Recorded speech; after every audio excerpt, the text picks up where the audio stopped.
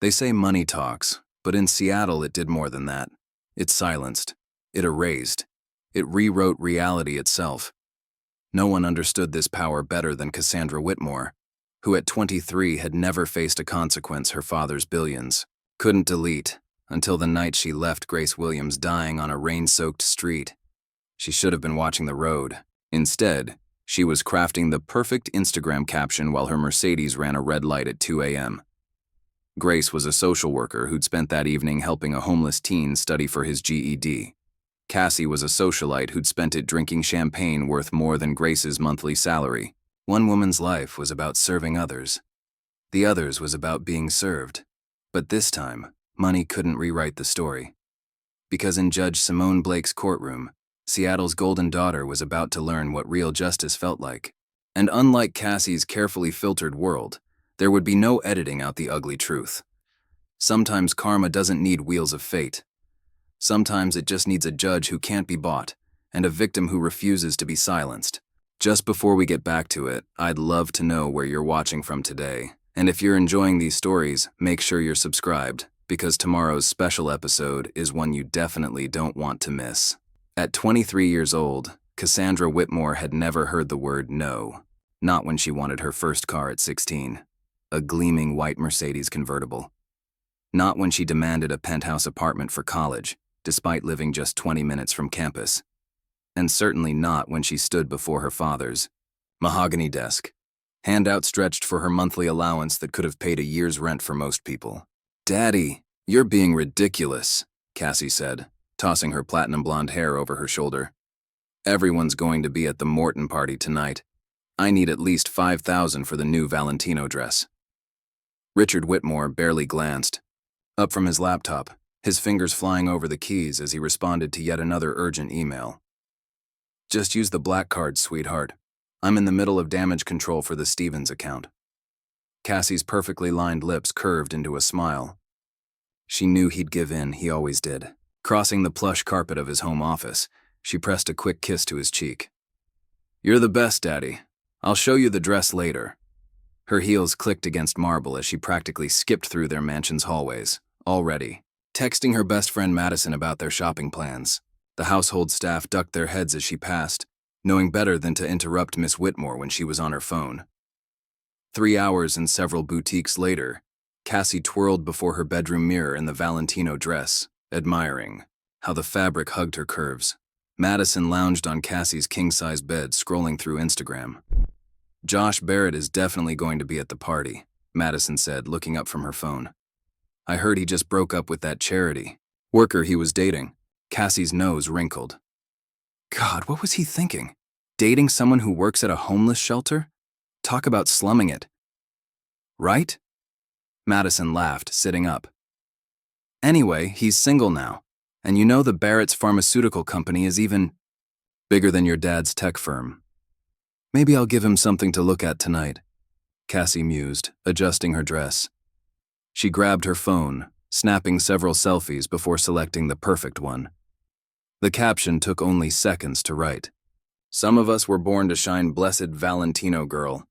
The likes started rolling in immediately. Cassie basked in the attention, firing off responses to the most important comments, those from other wealthy young socialites in their circle. The rest she ignored. What was the point of acknowledging people who could never afford to live her lifestyle? The Morton party was in full swing by the time Cassie's driver dropped her and Madison off at the sprawling estate. Music pulsed through the warm summer air, and laughter echoed from the poolside area where Seattle's young elite gathered. Crystal champagne flutes clinked, designer heels clicked against marble tiles, and the air was thick with expensive perfume and privilege. "Cassie! Madison!" Olivia Morton, their hostess, wobbled over in 6-inch Louboutins, already tipsy. "You have to try the special cocktails Daddy's mixologist created just for tonight."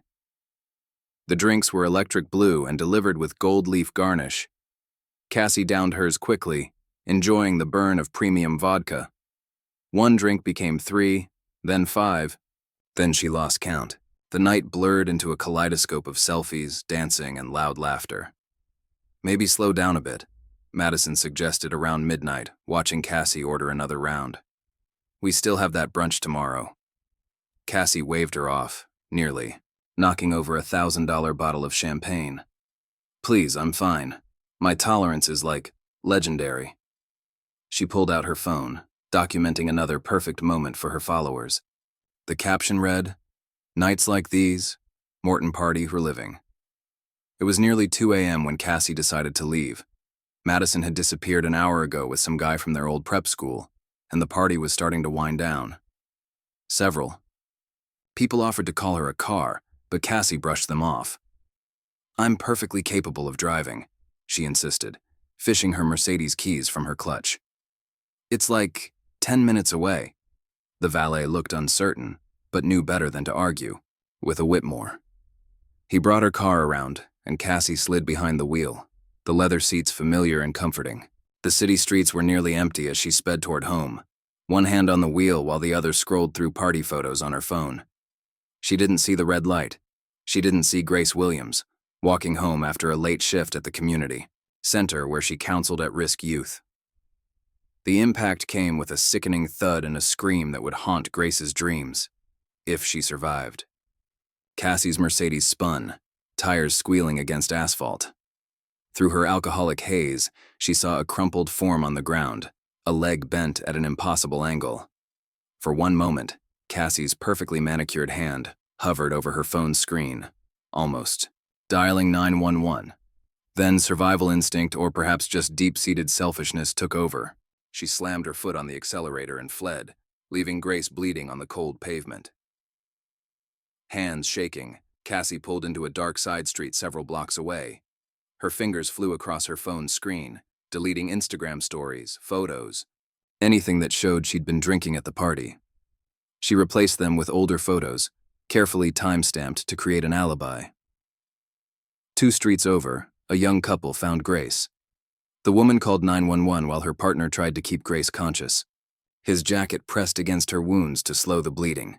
"Stay with me," he urged as sirens wailed in the distance. "Help is coming. What's your name?" "Grace," she managed through gritted teeth. "Grace Williams." The paramedics worked quickly, their faces grim as they assessed her injuries. The leg was the worst, crushed beneath the weight of the car that had struck her. In the ambulance, Grace drifted in and out of consciousness, her last coherent thought of the teenage girl she was supposed to counsel tomorrow. Dawn was breaking when the police tracked down Cassie's Mercedes, courtesy of traffic cameras and the distinctive custom paint job. Officers found her in her penthouse apartment, perfectly composed in silk pajamas, scrolling through her phone. With a bored expression, "Miss Whitmore," the lead officer began, "we need to ask you some questions about your whereabouts last night." Cassie didn't even look up from her screen.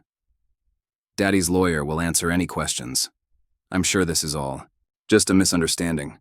"Ma'am, a woman is in critical condition," I said. Cassie's voice turned sharp. "Talk to our lawyer. Daddy will handle everything. He always does." The officers exchanged glances but proceeded with the arrest. Cassie maintained her air of detached amusement even as they read her rights, as though the handcuffs were a temporary inconvenience rather than symbols of justice. Richard Whitmore's PR machine sprang into action before Cassie reached the police station. Press releases spoke of inadequate street lighting and unclear traffic signals. Statements painted Cassie as a young philanthropist who would never deliberately harm anyone. Photos of her at charity galas, always on her phone, barely engaging, circulated in friendly media outlets. But they couldn't control everything. Security footage from nearby buildings showed the truth. The red light gleaming bright and clear, Cassie's car speeding through without hesitation, the horrible moment of impact. Witnesses came forward describing how she fled the scene, leaving Grace to die. Grace's story spread too. Pictures emerged of her working with troubled teens, organizing food drives, advocating for better resources in underserved communities. Her colleagues spoke of her dedication, her warmth, her ability to reach the most hardened young people and show them a better path. Grace stayed late that night to help one of our kids study for his GED. Her supervisor told reporters, voice thick with emotion. That's who she is. Always putting others first.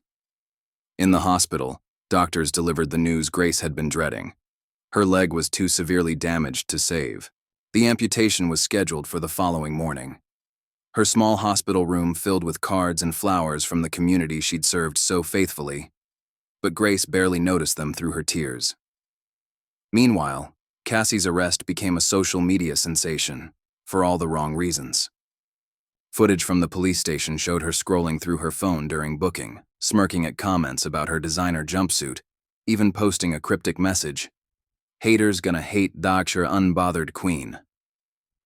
The public's outrage grew as more details emerged about the extent of Grace's injuries and Cassie's attempts to cover her tracks.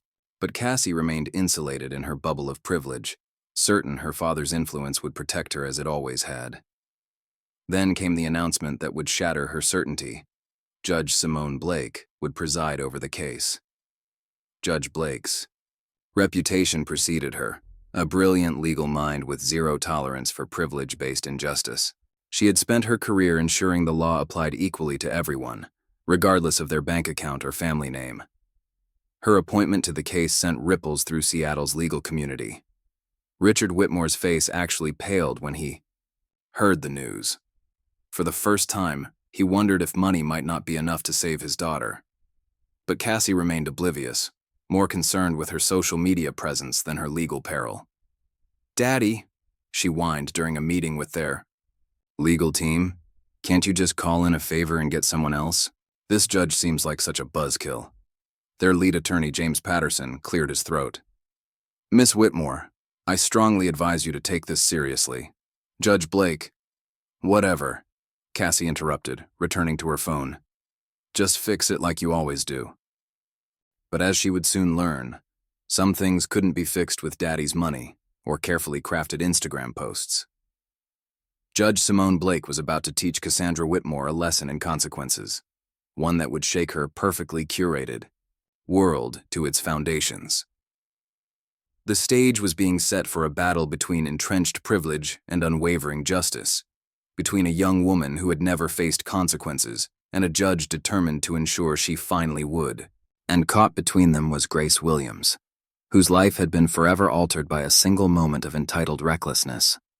As news crews gathered outside the courthouse and social media buzzed with hashtags both supporting and condemning Cassie, one thing became clear: this case would change lives forever. The only question was whether justice would prevail over privilege, or if money would once again buy immunity from consequence. Judge Blake sat in her chambers, reviewing the case file with methodical precision.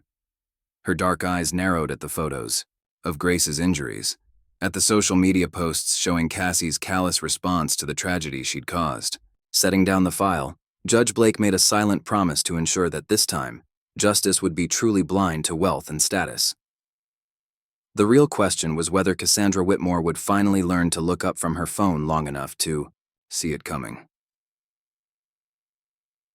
The morning after Cassie's arrest, Richard Whitmore sat in his private office at Whitmore Tech Tower, watching Seattle's skyline through bulletproof glass. His daughter's booking photo lay on his desk.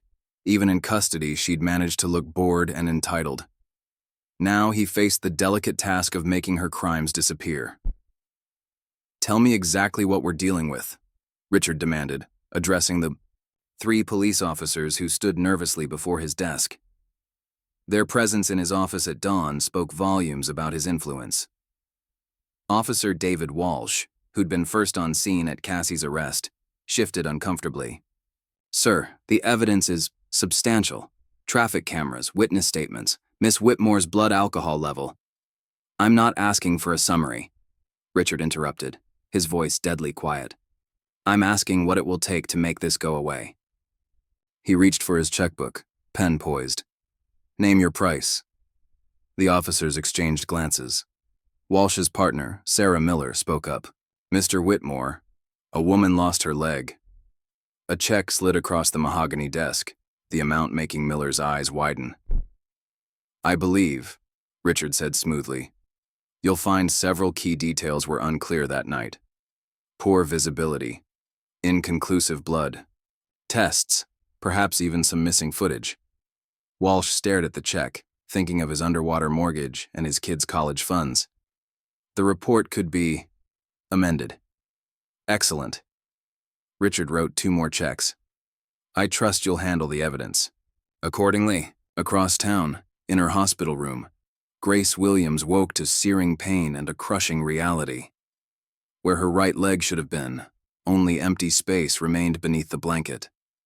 Her sister Sarah sat beside the bed, dark circles under her eyes, suggesting she hadn't slept.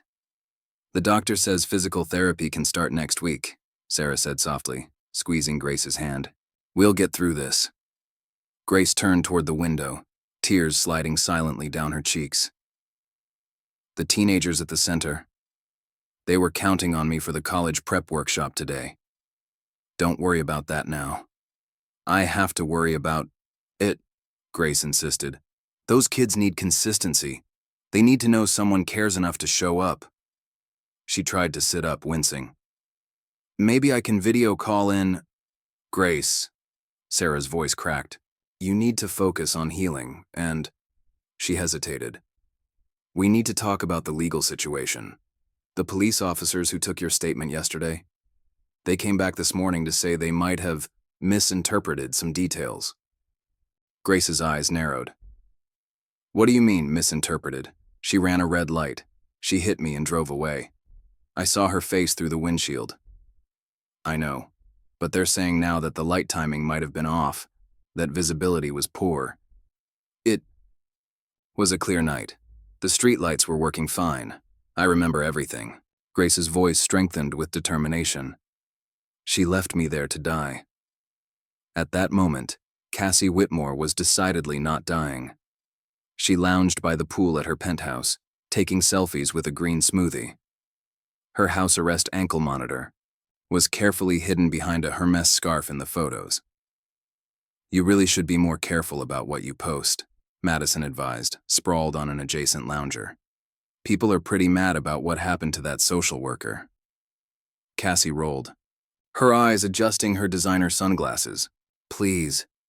Daddy's taking care of everything. Did you see the news this morning? They're already talking about inconsistent evidence and misleading initial reports. She smiled, tapping out a caption. Rise and shine, living my best life. Despite the haters, Don our blessed dark unbothered. What about the witnesses? I heard some guy got the whole thing on his dash cam. Daddy's lawyers are handling it. Trust me, by next week this will all blow over. Cassie stretched luxuriously. People always find something new to be outraged about, but not everyone was so easily silenced. In a small office at the local newspaper, journalist Michael Torres stared at his computer screen, reading an anonymous email. Attached were photos of Richard Whitmore's checks to the police officers, along with screenshots of text messages discussing evidence tampering. Torres picked up his phone, dialing a trusted source in the DA's office. Kate, we need to talk. I've got proof the Whitmore case is being buried. Mike, I can't. Kate's voice was strained. The office has been ordered to handle this with appropriate discretion. You mean they got to the DA too? A long pause. Everyone has their price, Mike. Even prosecutors with student loans and underwater mortgages. Not everyone, Torres insisted. What about Judge Blake? Kate laughed bitterly. Good luck getting anything past her, but this might never reach her bench if the charges keep getting reduced. They're already talking about dropping it to a misdemeanor, suggesting probation and community service. Torres swore quietly, looking at the evidence on his screen. I'm running the story. They'll bury you. Maybe. But somebody has to try. Meanwhile, Grace's hospital room had become a war room. Community activists, fellow social workers, and former clients crowded the small space, planning their response to the emerging cover-up. We're organizing a protest outside the courthouse, explained Marcus Johnson, one of Grace's former students who now attended law school. The community needs to see that we won't let this disappear. Grace nodded, her face drawn with pain but determined. We need to make sure other witnesses come forward. I know there were more people who saw what happened. That's the problem, Marcus said grimly. They're being threatened. Richard Whitmore's people are offering money to some, making threats to others. Nobody wants to risk going against him. Then we'll find another way, Grace insisted. The truth has to matter more than money. Across the city, in her chambers, Judge Simone Blake received her own visitor, a senior partner from Seattle's most prestigious law firm. Judge Blake, he began smoothly, we believe it would be best for all parties if you recused yourself from the Whitmore case. Simone didn't look up from the brief she was reading. On what grounds? Let's speak frankly. Mr. Whitmore is prepared to make a substantial donation to your re-election campaign. He's also willing to fund that youth legal clinic you've been trying to establish. Now Simone did look up, her dark eyes piercing. Are you attempting to bribe a federal judge, Mr. Harrison? He smiled thinly. I'm merely suggesting a mutually beneficial arrangement. Then let me suggest something. Simone stood, her voice deadly quiet. Leave my chambers now, and I might forget this conversation ever happened. Stay one more minute, and I'll have you disbarred. Harrison's smile vanished. You're making a powerful enemy, Your Honor. No, Simone corrected. I'm doing my job, something you seem to have forgotten how to do. That evening, as Seattle's news channels began reporting on new developments, in the case that cast doubt on Cassie's guilt, Grace received an unexpected visitor. The dashcam witness, a rideshare driver named Tom Parker, slipped into her hospital room, looking nervous. They offered me $50,000 to lose the footage, he admitted, pulling out a flash drive. But I kept a copy. My daughter's about your age. If someone did this to her and tried to buy their way out. He handed Grace the drive. Use it. Just keep my name out of it. Grace clutched the drive, hope flickering. Thank you. This could change everything. But Richard Whitmore's influence reached further than anyone imagined. By morning, 3 judges had mysteriously recused themselves from potentially hearing the case. The police evidence locker reported a technical malfunction that corrupted key video files. 2 witnesses suddenly left town for family emergencies. Only Judge Blake remained unmoved, methodically building her own file of inconsistencies and suspicious patterns. She knew she was now the only thing standing between justice and complete corruption of the system. Oblivious to the growing storm, Cassie attended a rooftop party, her ankle monitor hidden beneath designer boots. She posted a series of photos, with the caption, "You can't dim my shine. What doesn't kill you makes you stronger. Living yours blessed." The post went viral for all the wrong reasons. Comments flooded in, pointing out the cruel irony of her "what doesn't kill you" caption when she'd left Grace to die. But Cassie didn't care. In her world, consequences were for other people. In his office, Richard Whitmore was less confident. Judge Blake's refusal to recuse herself threatened everything. He'd built his empire on knowing everyone's price, but she seemed immune to both bribes and threats. For the first time, he faced an opponent he couldn't simply buy off. Grace's story was spreading too, despite Richard's best efforts. Her teens from the community center organized social media campaigns. Local businesses displayed Justice for Grace signs. The narrative was slipping out of his control. Shut it down, he ordered his crisis management team. I don't care what it takes, this ends now. But as his team scrambled to contain the damage, a new threat emerged. Michael Torres's article hit, the morning edition, detailing the systematic corruption surrounding the case. Within hours, Whitmore cover-up was trending nationwide. Richard's phone buzzed with a text from his head of security. FBI asking questions about financial transactions. What do you want us to do? Before he could respond, another message arrived, this one from Judge Blake's office. The subject line sent a chill down his spine. Emergency hearing. Tomorrow, 9 a.m. The game was changing. Richard had always believed enough money could solve any problem. But as he stared at the hearing notice, an unfamiliar sensation crept in. Doubt. In her hospital room, Grace watched the sunset, the flash drive clutched in her hand. Tomorrow would determine whether justice could triumph over wealth, whether truth still mattered in a world of privilege and power. Across town, Cassie posted another selfie, unaware that her carefully curated world was about to shatter. The caption read, "Haters gonna hate, but you can't touch this crown. Blessed aren't you unstoppable." She had no idea how wrong she was. Judge Simone Blake was about to show Cassandra Whitmore exactly how stoppable she could be. The morning of Cassie's first court appearance dawned clear and cold. Television crews clustered outside the courthouse steps, their breath visible in the autumn air. Inside her chambers, Judge Simone Blake reviewed the case file one final time, her dark eyes moving methodically over each detail. A knock at her door preceded her clerk, David, entering with a fresh cup of coffee. "They're ready when you are, Your Honor. Though you might want to see this first." He handed her his phone, displaying Cassie's latest Instagram post. The image showed Cassie in full makeup, wearing a cream-colored Chanel suit that probably cost more than most people's monthly salary.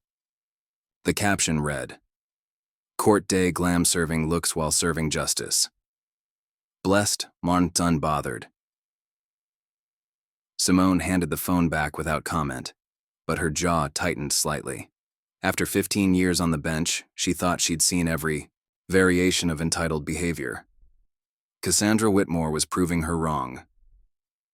In the courthouse bathroom, Cassie touched up her lipstick while her lawyer, James Patterson, attempted to prep her one final time.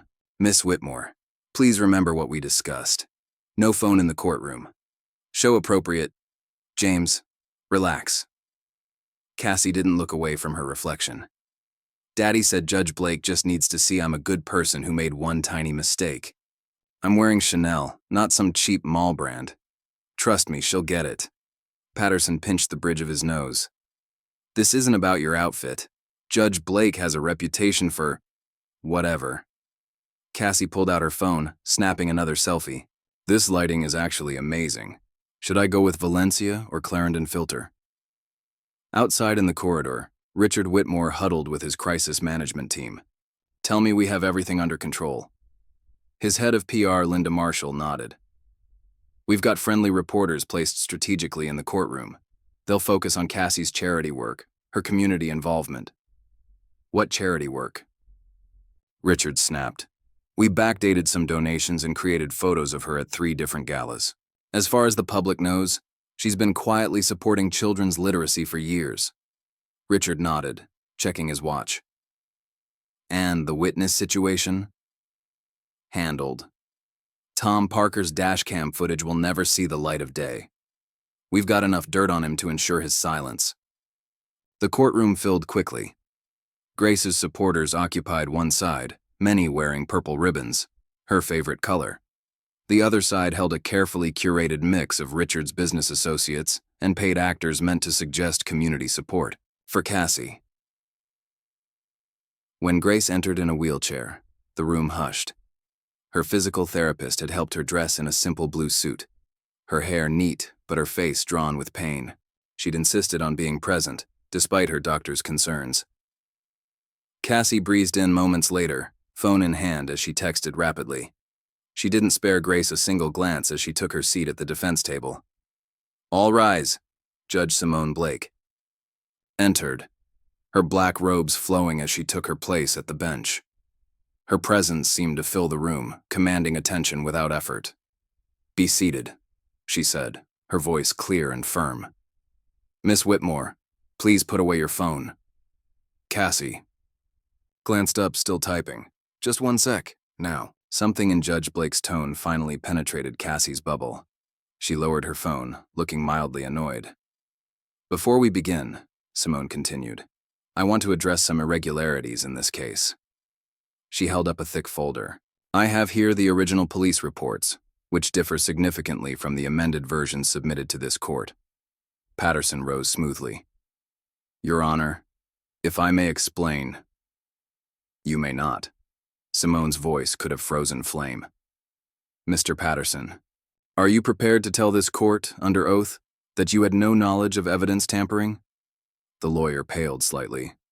In the gallery, Richard Whitmore's hand tightened on his armrest. "I would also like to address the matter of witness intimidation," Simone continued. "This court has received multiple reports of threats and bribes." "Objection," Patterson seemed to remember himself. Your Honor, these are unsubstantiated. Allegations overruled. Simone's gaze swept the courtroom.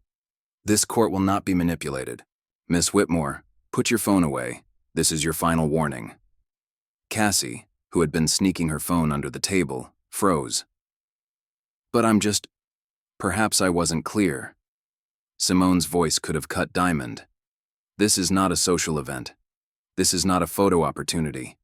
This is a court of law, where you face serious charges for nearly killing a woman and leaving her to die. For the first time, Cassie's composed facade cracked slightly. She glanced at her father, who gave her a reassuring nod.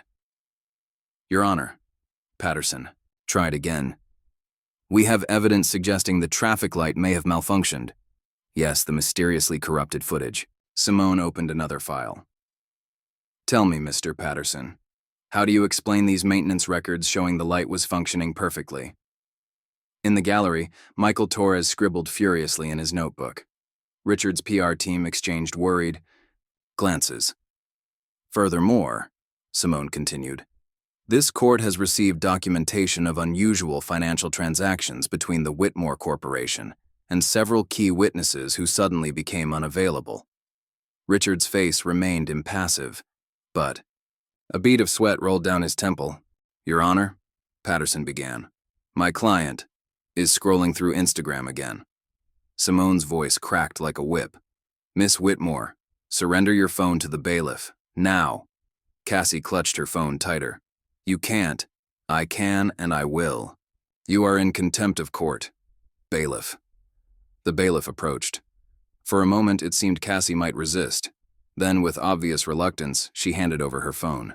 Now, Simone continued, let's discuss the actual events of the night in question. Miss Whitmore, you claim you were home all evening? Yes, Cassie said, tossing her hair. I was watching Netflix and doing a face mask. Then perhaps you can explain these photos? Simone held up printouts of Cassie's own Instagram posts from the Morton party, posts she thought she'd deleted. Time stamped from the very night of the accident. Cassie's face went pale. She looked to Patterson, who was loosening his tie. Your Honor, he started. Those photos could have been… Don't! Simone's voice was quiet but carried to every corner of the room. Do not attempt to construct another lie in my courtroom. The truth will come out, Mr. Patterson. The only question is how much damage you want to do to your career in the process. In her wheelchair, Grace watched the proceedings with quiet intensity. She'd been afraid that money would win again, that justice would bow to privilege. But watching Judge Blake systematically dismantle the Whitmore's deceptions gave her hope.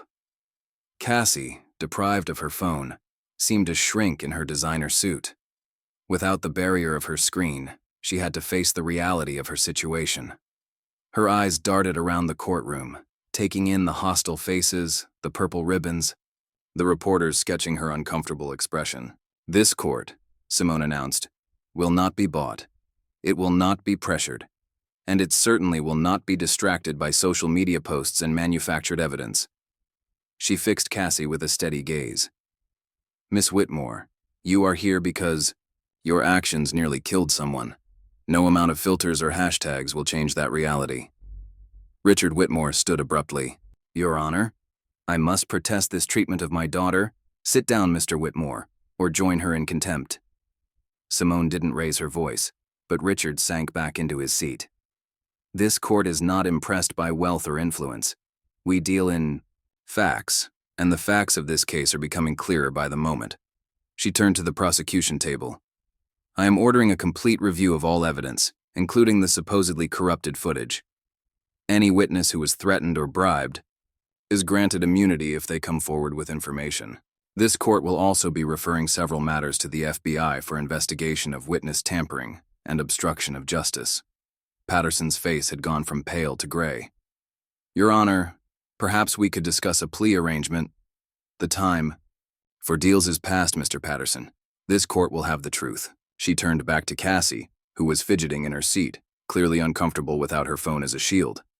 Miss Whitmore, this court is ordering you detained until trial. What? Cassie's voice rose to a shriek. You can't. Daddy, tell her. She can't. I can, and I will. You have demonstrated a complete lack of respect for these proceedings and for the severity of your actions. Moreover, this court has evidence that you violated the terms of your house arrest by attending a party last weekend. Cassie's face crumpled. But I'm supposed to be at the Aspen Ski Lodge next week. I already posted about it. The only place you'll be is the county detention center. Simone's voice was final. Bailiff, take her into custody. As Cassie was led away, her composure finally cracked. Daddy, do something! But Richard Whitmore sat frozen, watching his carefully constructed protection crumble. All his money, all his influence, seemed to mean nothing under Judge Blake's steady gaze. Grace wheeled herself forward slightly, catching Simone's eye. The judge gave her an almost imperceptible nod, not of favoritism, but of reassurance that justice would be served. This court is adjourned until Monday. Simone gathered her files. Mr. Patterson, I suggest you spend the weekend reviewing your ethical obligations as an officer of this court. The gallery erupted in whispered conversations as Simone left the bench. Her clerk, David, fell into step beside her as they returned to her chambers. That was incredible, he said quietly. That was justice. Simone set down her files. And we're just getting started. In the detention center, Cassie faced her first night without her phone, without her luxury sheets, without her carefully curated reality. As she changed into an orange jumpsuit, her last Instagram caption seemed to mock her. Unstoppable. Judge Simone Blake had just proved her very wrong, and she was far from finished. The detention center's fluorescent lights cast harsh shadows across Cassie's face as she sat in the visitation room, her manicured nails drumming against the metal table. 3 days without her phone had left dark, circles under her eyes and a permanent scowl on her face. This is ridiculous, she snapped at her father. I need my own makeup artist. The lighting in here is terrible for my complexion. Richard Whitmore barely heard her complaints. He was focused on the document his assistant had just slipped him. A federal subpoena for all Whitmore Corporation financial records from the past month. Cassie, listen to me carefully. Richard leaned forward, lowering his voice. Things are getting complicated. Judge Blake is digging deeper than we anticipated. So, buy her off like everyone else. It's not that simple anymore. Richard ran a hand through his graying hair. The FBI is involved now. They're tracking every dollar that moves through our accounts. For the first time, fear flickered across Cassie's face. But you promised you'd fix everything. I'm trying, but a guard approached. Time's up, Mr. Whitmore. As Richard stood, Cassie grabbed his sleeve. Daddy, please. I can't stay here. The food is disgusting, and my cellmate keeps talking about her kids. It's depressing. I'll handle it, Richard promised, but his voice lacked its usual confidence. In her courthouse office, Judge Simone Blake spread financial documents across her desk. Her clerk, David, helped her organize the growing evidence of corruption. Another witness came forward this morning, David reported. A valet from the Morton party says he was offered $50,000 to forget seeing Miss Whitmore driving drunk. Simone nodded, adding the statement to her file. And the dash cam footage? Better than we hoped. David pulled up the video on his laptop. It clearly shows the red light, Cassie's car speeding through, and he hesitated. Show me. The footage was brutal. Grace's body flying through the air, Cassie's Mercedes briefly slowing before accelerating away. But most damning was the clear shot of Cassie's face through the windshield, illuminated by her phone's screen as she scrolled. Send this to the FBI, Simone instructed, and get me everything on Richard Whitmore's recent transactions. Across town, in a private hospital room paid for by community donations, Grace Williams worked with her physical therapist, sweat beaded on her forehead as she practiced standing with her prosthetic leg. You're doing great, Sarah encouraged, holding her sister's hand. Just a few more steps. Grace gritted her teeth against the pain. I have to testify tomorrow. I need to be able to walk into that courtroom. You don't have to. Yes, I do. Grace's voice was firm. Those kids I mentor? They need to see that money can't always buy injustice, that the truth matters. The door opened, admitting Marcus Johnson, Grace's former student turned law student. Grace, you need to see this. He held up his phone, showing leaked emails between Richard Whitmore and various officials. The corruption was laid bare. Bribes, threats, evidence tampering, all meticulously documented. Where did these come from? Grace asked, sinking into her wheelchair. Someone inside Whitmore Corp turned whistleblower. They're all over social media. Whitmore Crimes is trending nationwide. In his corner office, Richard Whitmore watched his empire crumbling in real time. His phone wouldn't stop ringing, board members threatening to resign, partners distancing themselves, journalists demanding comments. Linda Marshall, his head of PR, burst in without knocking. Sir, we have a problem. Jennifer Adams is going public. Richard's blood ran cold. My former assistant? She has copies of everything. Emails, bank transfers, recordings of your conversations about bribing officials. She's talking to the FBI right now. Find out what it'll take to keep her quiet. Sir. Linda hesitated. Maybe it's time to consider damage control. If we get ahead of this, get out. Richard's voice was deadly quiet. And if you breathe a word of this to anyone, I'll bury you. But it was too late. Jennifer Adams had spent 5 years watching Richard Whitmore corrupt the system. She'd kept copies of everything, waiting for the right moment. In Judge Blake's chambers, Jennifer laid out the evidence.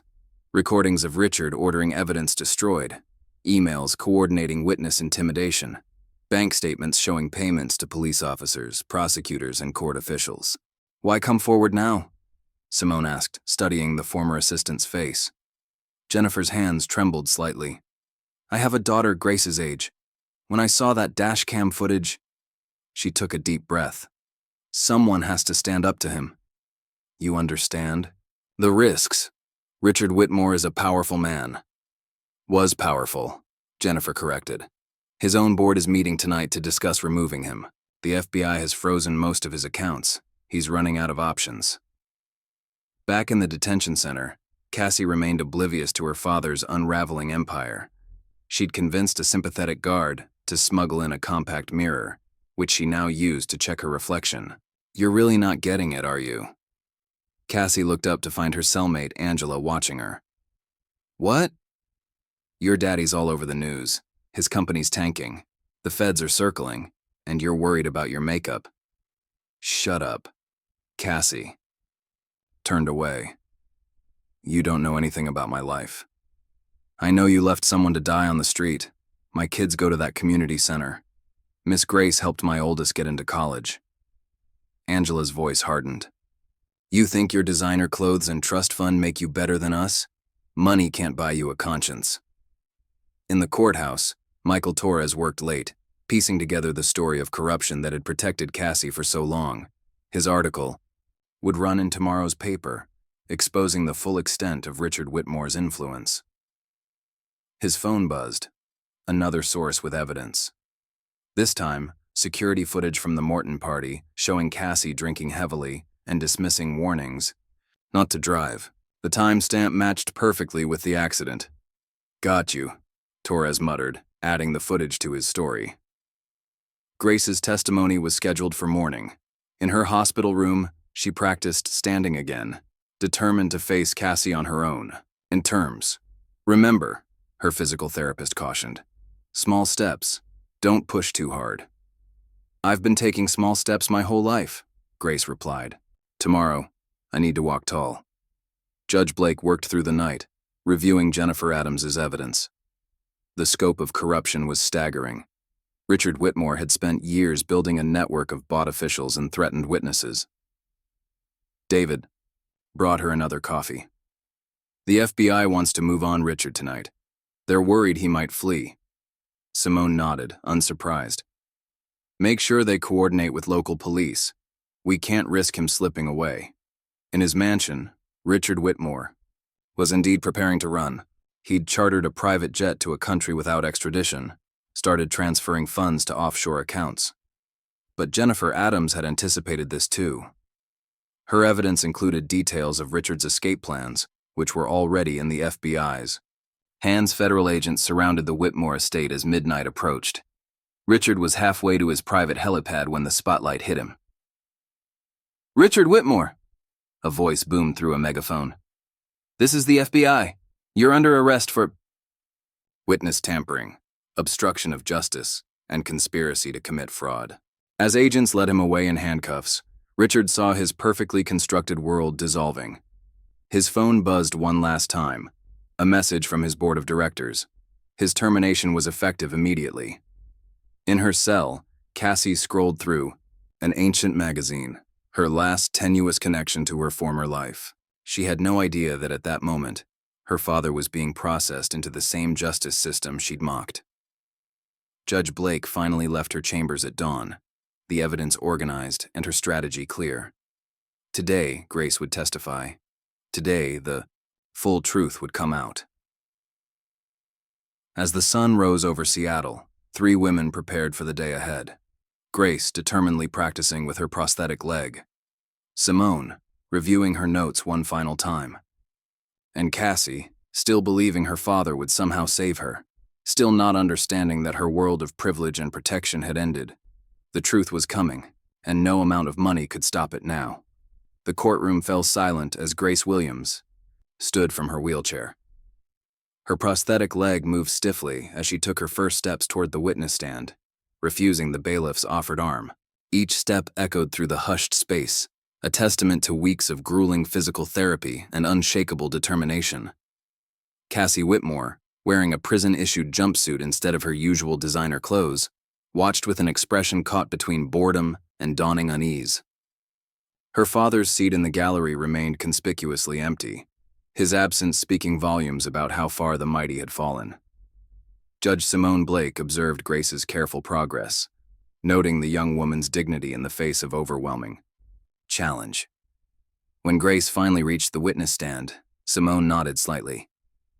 "Please be seated, Ms. Williams. Take your time."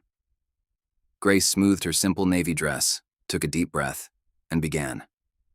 "I remember everything about that night. The sound of tires squealing, the impact, but mostly I remember her face, illuminated by her phone screen as she drove away and left me to die." The prosecutor, Sandra Chen, stepped forward. With Richard Whitmore's influence neutralized, she was finally free to present the full truth. "Please tell the court about your life before the accident." "I'm a social worker at the Riverside Community Center. I work with at-risk teens, helping them find paths to college and careers. That night, I'd stayed late helping Marcus Johnson prepare for his law school admission test." Grace's voice strengthened. "I was walking home because I'd given my bus fare to a homeless teenager who needed dinner." In the gallery, Marcus straightened his tie, tears gleaming in his eyes. He'd been accepted to 3 law schools since that night. "And now?" Sandra prompted gently. Grace gestured to her prosthetic leg. "I lost my leg, lost my ability to walk, lost my independence, but I refused to lose hope." She looked directly at Cassie. "Because hope is what I teach my kids every day. Hope that justice exists, that actions have consequences, even for the wealthy." Cassie shifted uncomfortably, her manicured fingers twitching for a phone that was no longer there. "Ms. Williams," Sandra continued, "please describe the immediate aftermath of the accident." "I was conscious the whole time. I felt everything." Grace's voice wavered slightly. "I watched Ms. Whitmore slow down, look right at me, and then drive away. While I lay there bleeding, she was already deleting social media posts to cover her tracks." The prosecutor played the dashcam footage. Grace's testimony matched every detail perfectly. Then came the social media evidence. Cassie's deleted. Posts from the party, restored by FBI tech experts. Photos showing her drinking heavily, ignoring friends' offers to call a car. "She had so many chances to make a different choice," Grace said quietly. "So many people tried to stop her from driving, but she thought rules didn't apply to her."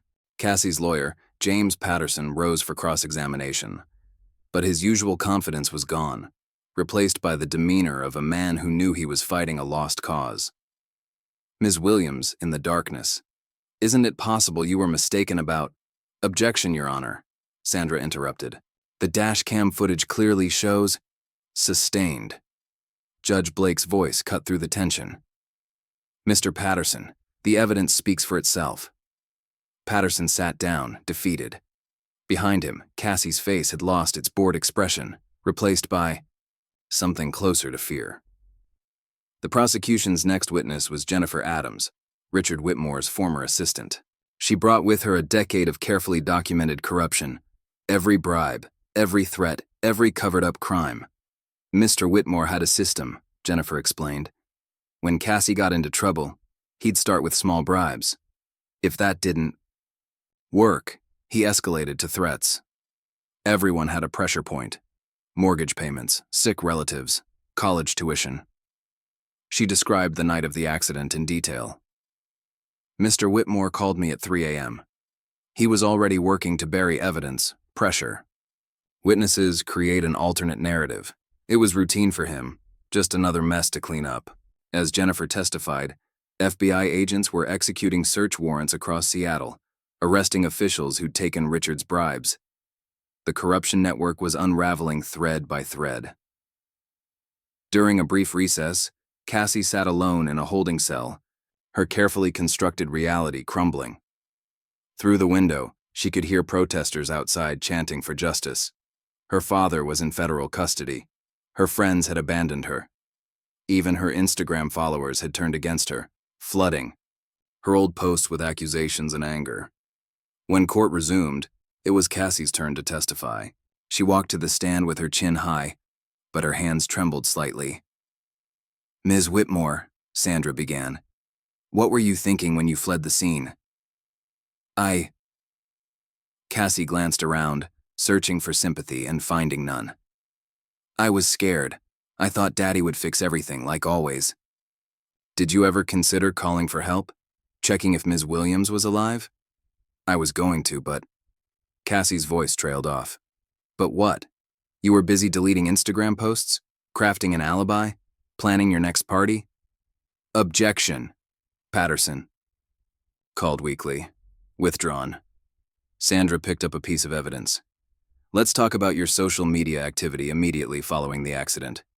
The posts appeared on the courtroom screen. Cassie at various parties making light of the situation, mocking Grace's supporters, acting as if nearly killing someone was an inconvenience to her social calendar.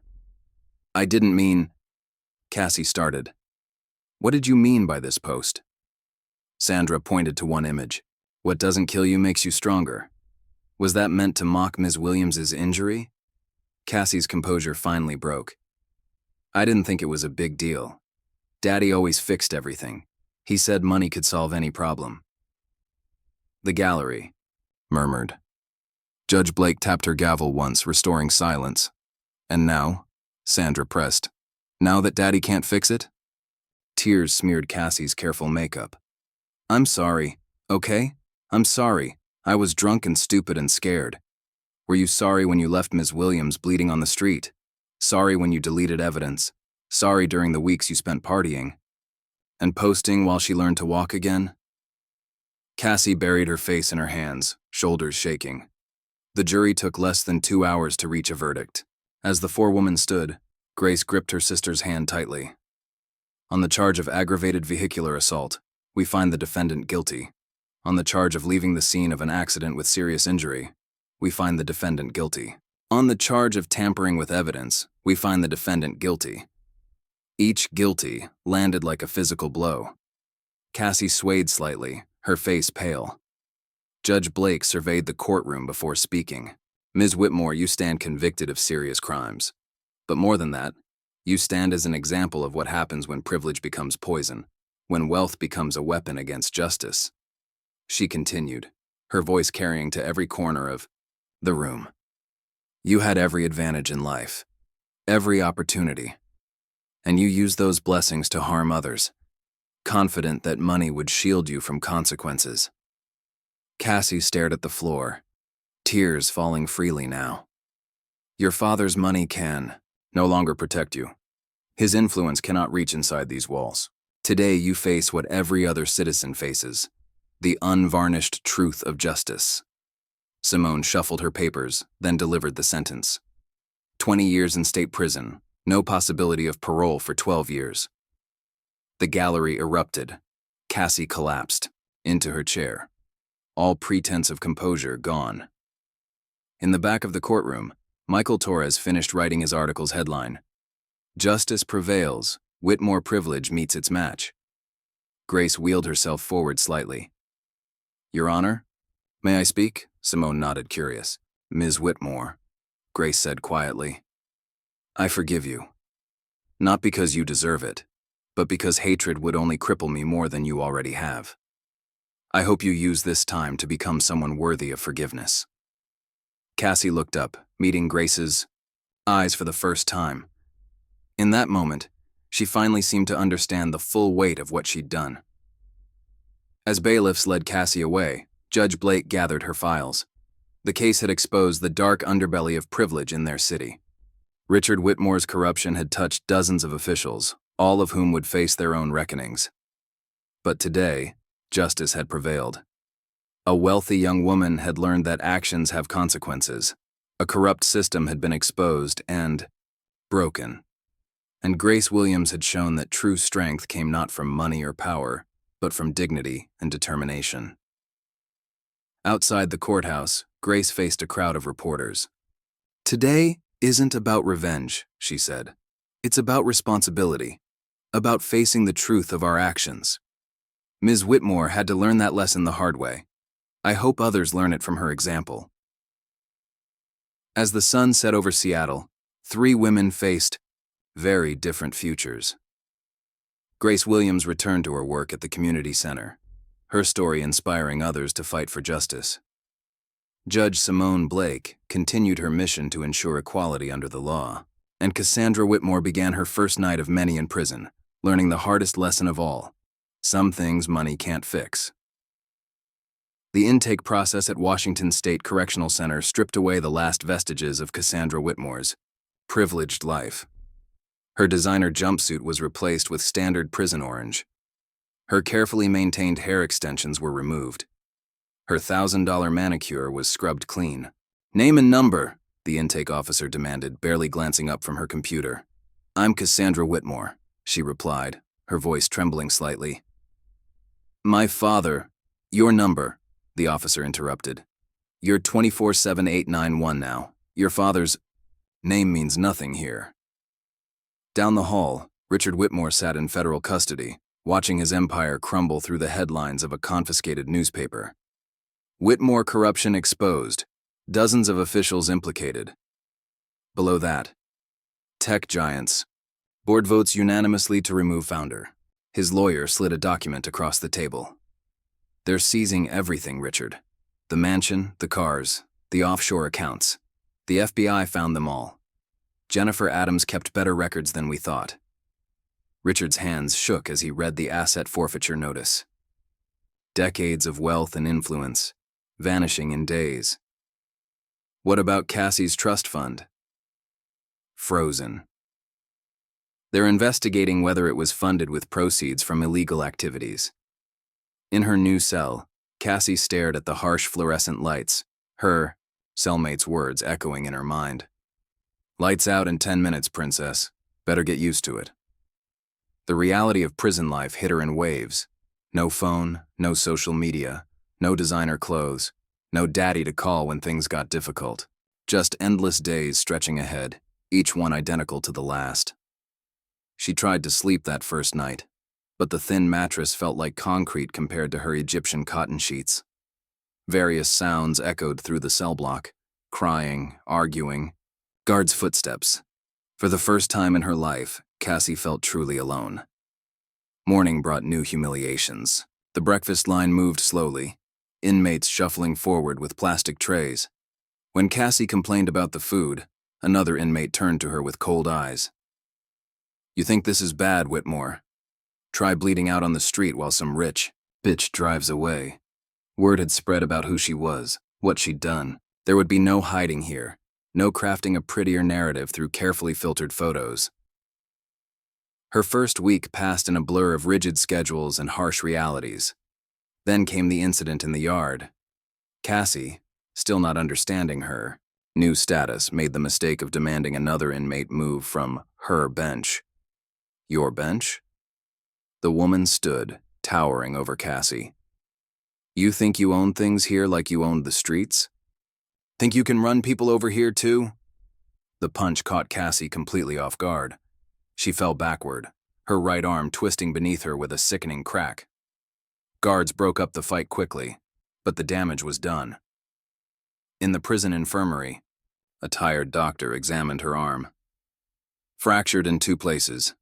It'll heal, but you might not regain full mobility without proper physical therapy. He paused, which we don't have here. Across the city, Grace Williams was making remarkable progress in her own physical therapy.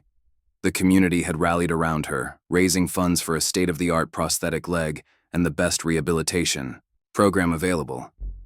You're an inspiration, her physical therapist said, watching Grace navigate a flight of stairs. Those kids at the center light up when they talk about you. Grace managed a small smile. They're why I keep pushing. Every step I take shows them that setbacks don't have to be permanent. That justice is possible. The contrast between the 2 women's situations couldn't have been starker. While Grace worked tirelessly to rebuild her life, Cassie sat in her cell, her injured arm throbbing, finally beginning to understand the permanent consequences of her actions. The media coverage continued, but the narrative had shifted. Michael Torres's latest article painted a devastating picture of the Whitmore family's fall. The headline read, "From Penthouse to Prison, How Privilege Corrupted the Whitmores." Cassie's siblings, rather than supporting her, fled abroad to escape the scandal. Her mother, always distant, filed for divorce from Richard and moved to Europe. The family's former friends pretended they'd never known them. The family's legal troubles mounted. The FBI investigation revealed decades of corruption, bribery, and fraud. Richard's former business partners turned state's evidence, eager to save themselves. The Whitmore name became synonymous with corruption and privilege gone wrong. In prison, Cassie's arm healed poorly. The once graceful limb remained stiff and painful, a constant reminder of her new reality. She couldn't even brush her own hair without difficulty. A far cry from her days of personal stylists and spa treatments. One morning, a guard delivered mail to her cell. Inside the envelope, Cassie found printouts of her old Instagram posts, photos of parties, shopping sprees, carefree days by the pool. At the bottom, someone had written, "Actions have consequences. Remember that next time you scroll past someone's pain." The message hit harder than any physical blow. Cassie sank onto her bunk, really looking at those photos for the first time. She saw what others had always seen, a spoiled, entitled girl who treated life like a game and other people's suffering like background noise. Meanwhile, Grace's nonprofit work expanded. The community center named a new youth program after her, Grace's Second Chances, dedicated to helping young people overcome adversity. Local news covered the opening ceremony. "Every obstacle can become an opportunity," Grace told the cameras, standing tall on her prosthetic leg. "Every setback can lead to a comeback. These kids need to know that their circumstances don't define their future." The whistleblower, Jennifer Adams, received public praise for her courage. Job offers poured in from companies impressed by her integrity. She chose to work with a nonprofit focusing on corporate accountability. "Sometimes doing the right thing costs you," she told an interviewer. "But integrity matters more than job security." I couldn't watch another person become collateral damage in Richard Whitmore's world of privilege. Judge Simone Blake's reputation soared. Legal circles praised her handling of the case as a textbook example of standing firm against wealth and influence. Young law students studied the case, learning that justice could prevail over privilege. But in her cell, Cassie's education was far more painful. Her injured arm made her vulnerable, dependent on others' help for basic tasks. The other inmates showed no sympathy for the former socialite who had treated people's lives so carelessly. One night, unable to sleep, Cassie asked her cellmate. Does it ever get easier? Angela looked at her thoughtfully. Depends on what you mean by easier. The days don't get shorter, the beds don't get softer. But maybe you get stronger. Maybe you learn something about yourself. Like what? Like maybe you're not the center of the universe. Maybe other people's lives matter just as much as your Instagram followers. The words stung, but they carried truth. Each day brought new lessons in humility. Cassie learned to eat whatever was served, wear whatever was provided, accept help when her injured arm failed her. She watched news coverage of her father's continuing legal troubles on the prison's communal TV. Richard Whitmore, once Seattle's most powerful businessman, now sat in federal custody, facing decades in prison. His lawyers abandoned him. His friends denied knowing him. His wealth, once seemingly limitless, was seized dollar by dollar. One afternoon, Cassie received another visitor, her former lawyer, James Patterson. He looked uncomfortable in the prison visiting room. Your appeal options are limited, he admitted. The evidence was overwhelming. And with your father's influence gone, he spread his hands helplessly. What about my trust fund? Cassie asked quietly. Gone. The feds seized everything they could. Prove was connected to your father's illegal activities. Which was most of it. The news hit her hard. Not just the loss of money, but the final confirmation that her old life was truly over. No more safety net. No more easy escapes. No more daddy fixing everything. That night, Cassie lay awake, her arm aching, listening to the sounds of the prison. For the first time, she truly understood what Grace had said in court about forgiveness. It wasn't about deserving it. It was about the choice between letting pain poison you or using it to grow. She thought about Grace, walking proud on her prosthetic leg, helping others despite everything she'd lost. She thought about her own choices, her casual cruelty, her assumption that money could erase consequences. In the darkness of her cell, Cassandra Whitmore finally began to understand the true cost of privilege, not just to herself, but to everyone her father's money had ever hurt. As she drifted off to sleep, she realized that her arm would never be the same.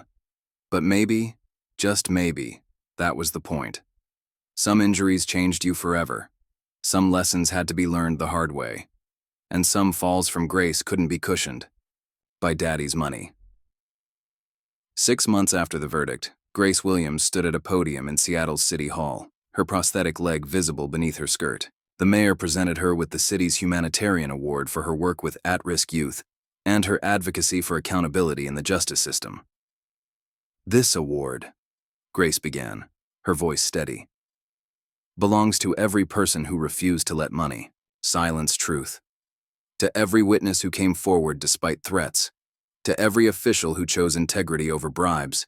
But most of all, it belongs to my kids at the community center, who show me every day what real courage looks like. In the audience, Marcus Johnson beamed.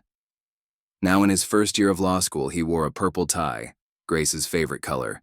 Beside him sat Sarah, Grace's sister, discreetly wiping tears.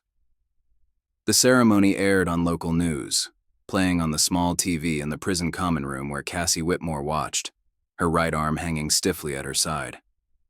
The past months had aged her.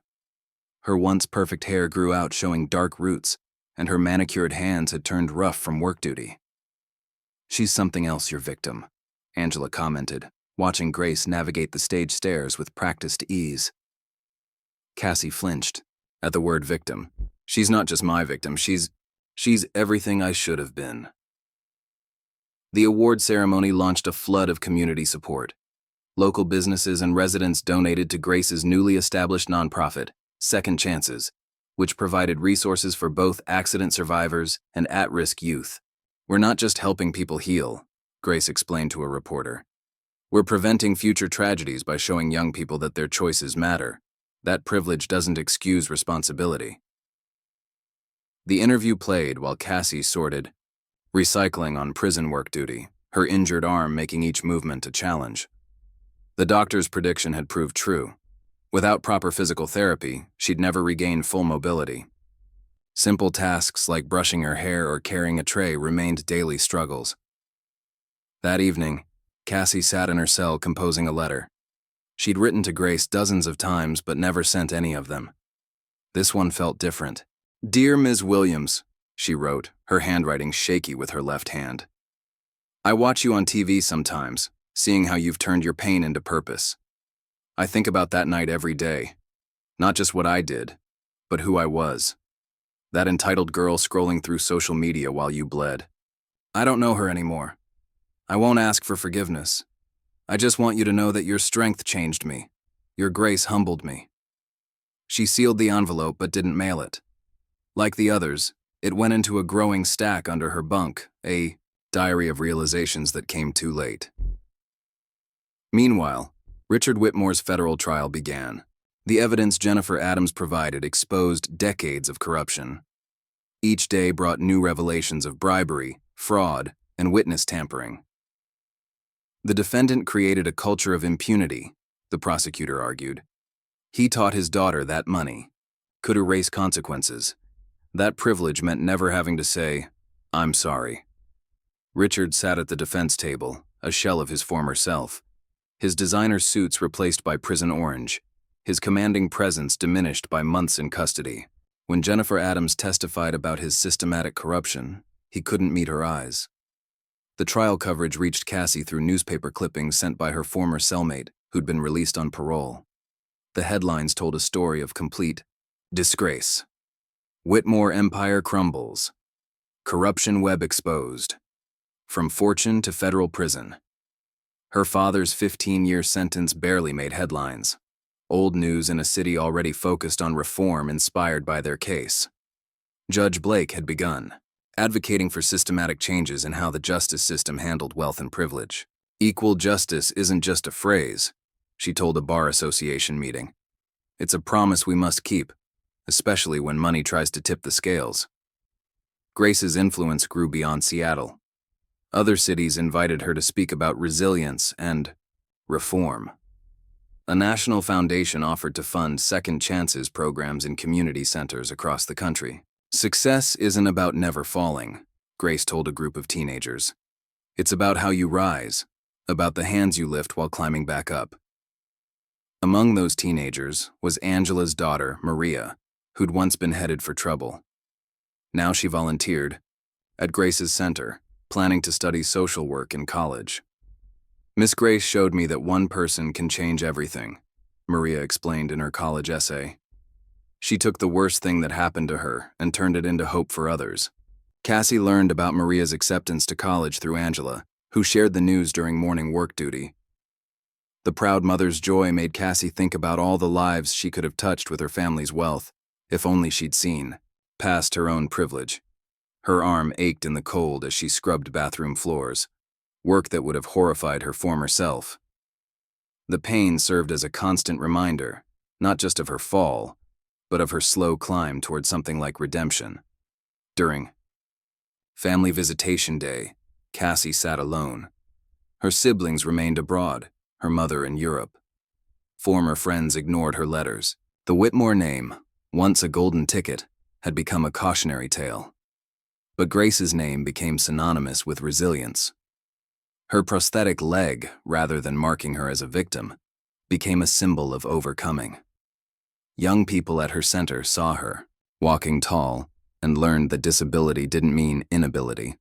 One of Grace's teens, a girl who'd lost her brother to a drunk driver, found healing through the program.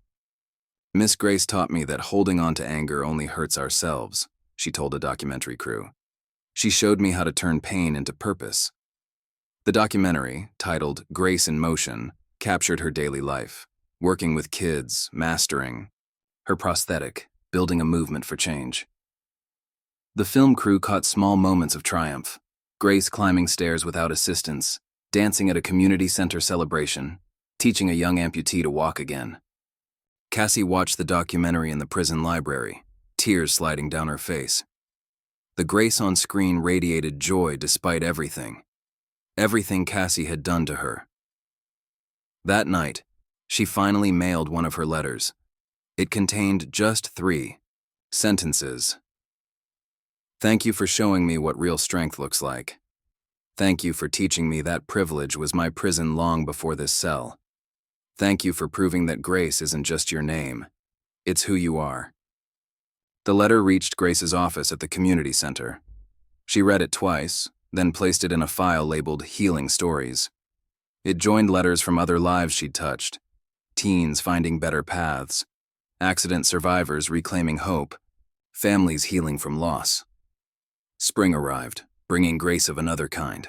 The community center's garden bloomed with flowers planted by Grace's kids. Purple blooms, her favorite color, lined the walkway where she taught young amputees to walk again. In her cell, Cassie received a brief response from Grace. Inside was a purple flower pressed between paper and a simple note. Growth begins when privilege ends. Keep growing. Cassie placed the flower on her small window ledge, where morning light turned its dried petals translucent. Like her, it was fragile and faded, but somehow still reaching toward the light. Outside her windows, Seattle continued changing.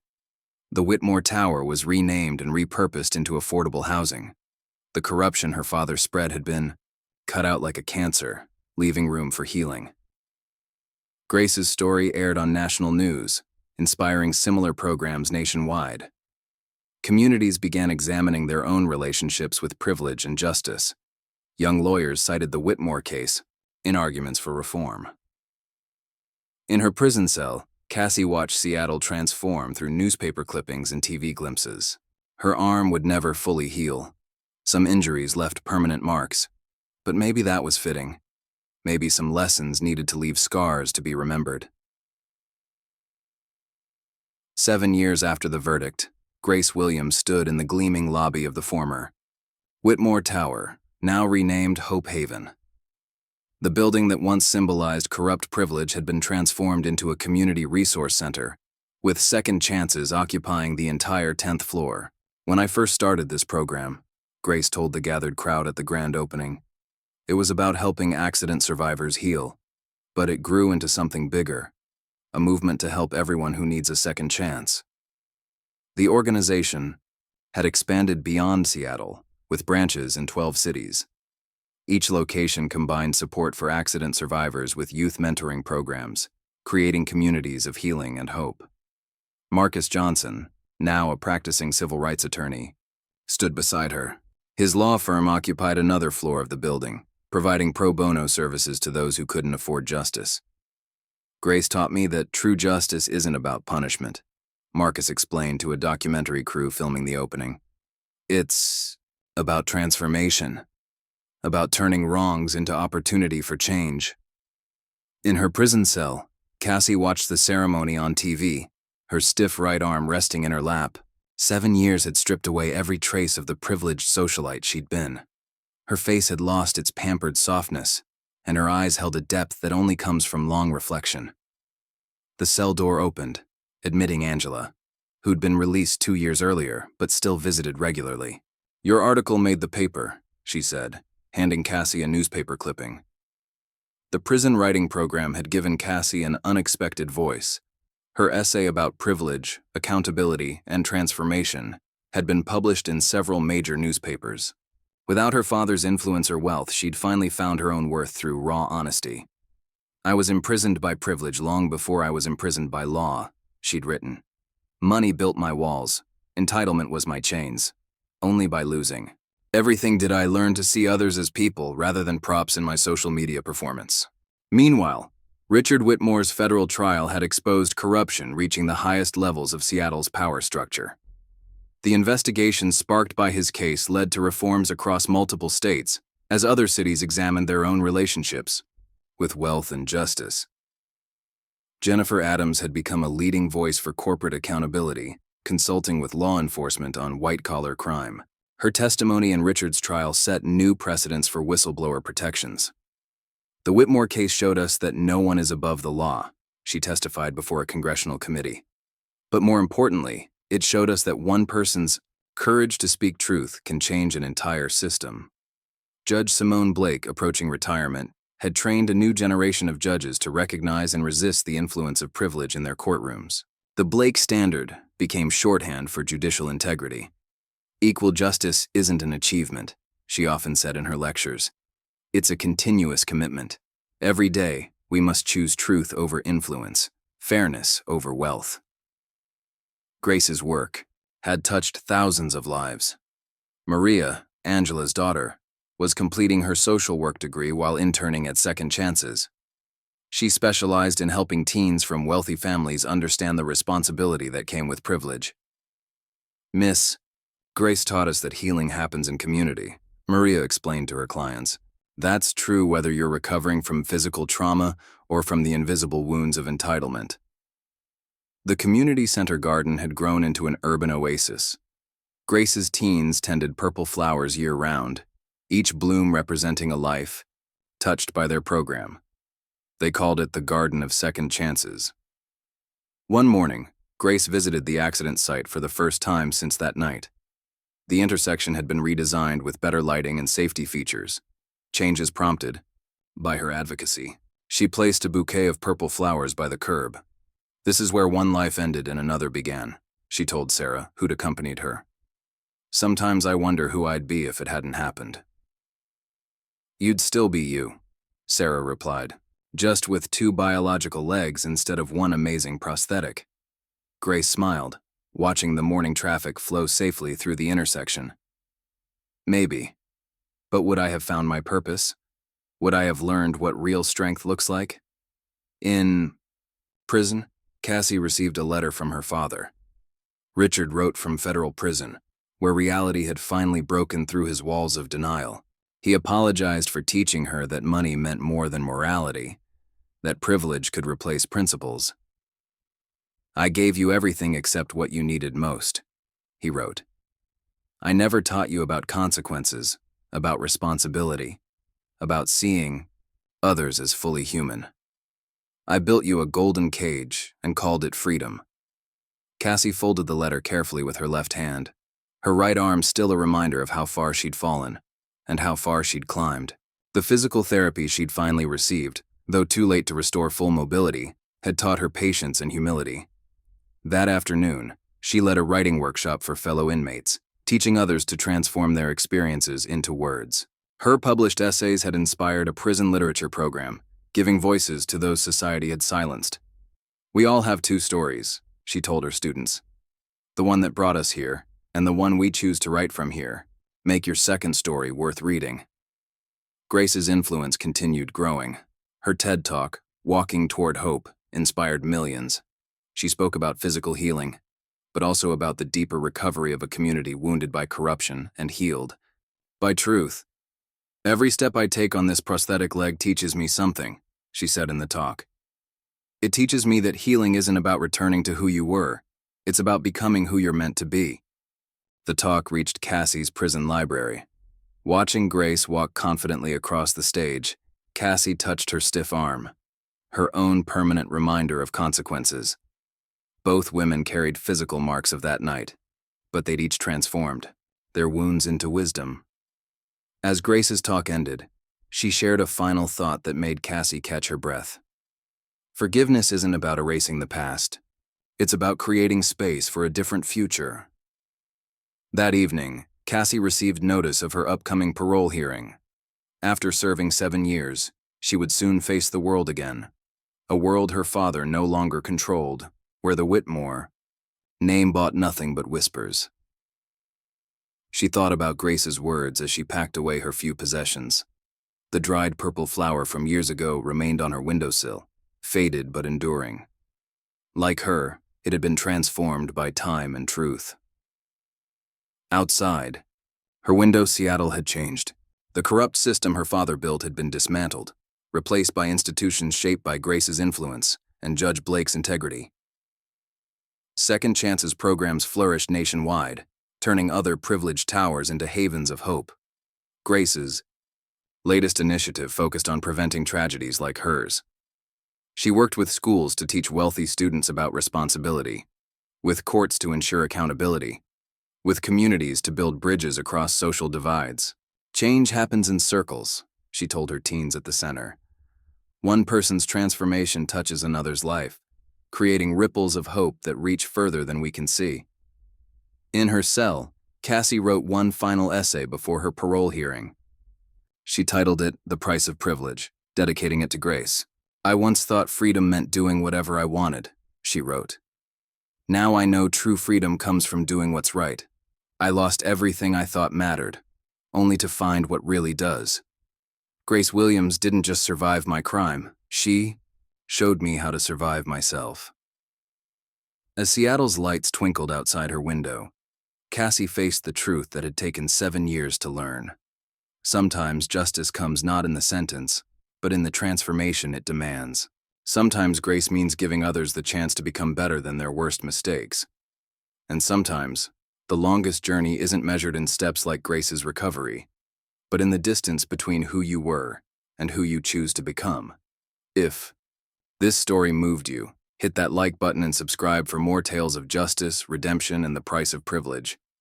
And remember, sometimes the longest journey isn't measured in steps, but in the distance between who you were and who you choose to become.